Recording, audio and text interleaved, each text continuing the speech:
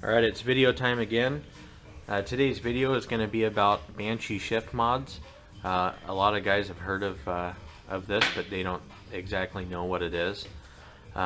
It's a couple modified parts in the lower end of the engine there to just make shifting this thing a lot easier.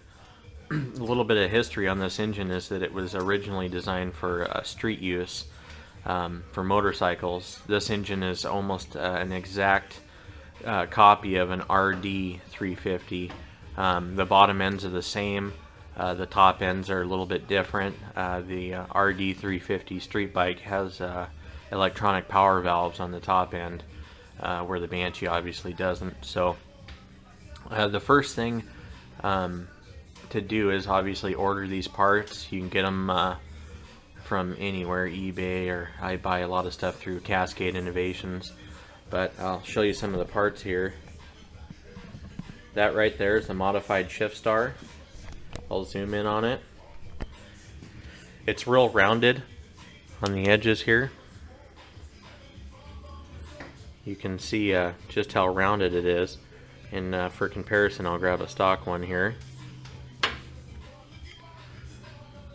That's the factory star. So you can see how much sharper those points are, and by rounding the edges on that star there, it really makes it a lot easier, gets rid of some of that friction. This is the other part to the shift mod here. This is the stock, what I call it is the star detent, but this is what's going to ride in those pockets of that star, just like that there. And the modified one is right here. And that's got a roller bearing on the end of it, and that bearing, it spins so much easier than the stamped steel wheel here.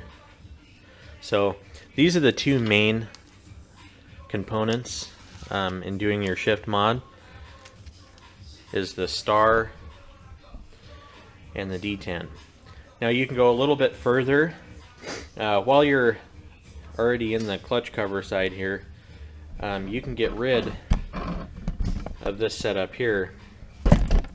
Excuse me, sorry about that. That's the clutch push rod. In the center you've got a ball bearing, and then you've got this this pusher here. This goes right on the inside of the pressure plate. And what happens on these Banshees from time to time is you'll actually create fusion in between here. This ball and this rod will get so hot that they'll weld themselves together. And like I said, that's kind of common on a Banshee. If you're kind of cruising around with a clutch in quite often, you just increase the odds of this happening. If you don't keep up on your transmission oil changes like you should, you get some old nasty gooey transmission oil in there, and that doesn't give this the lubrication that it absolutely needs, and that also increases the feasibility of that welding itself together.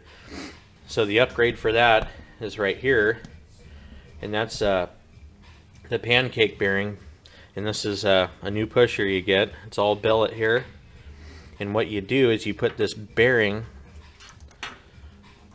right here on the end of it, and you've got this washer, and that's the other surface for the bearing there.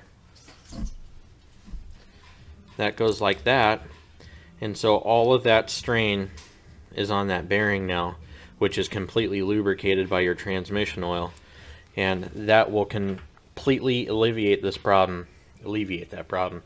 So that's what we're doing here today. This is a customer's bike.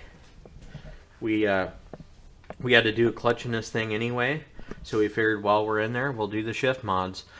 And when I get all of this stuff put together and in there like it should, I'll roll the camera again so you guys can see what it looks like when it's done.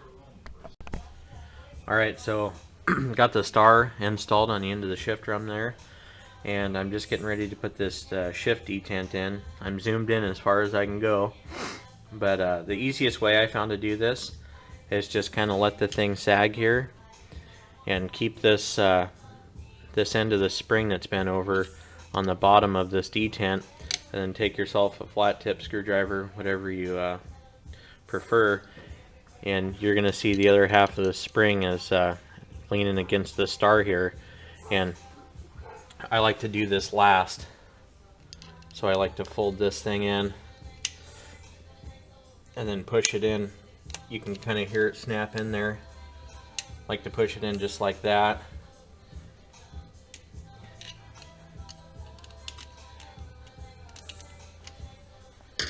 And then you hold it with one finger there.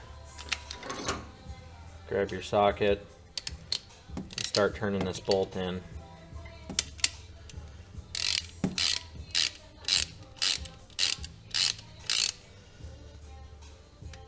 There's not a whole lot of pressure on this spring.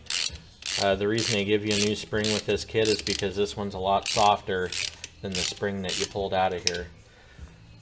So it'll pretty much self-align, but you always want to double check. But that's what it should look like when it's in there.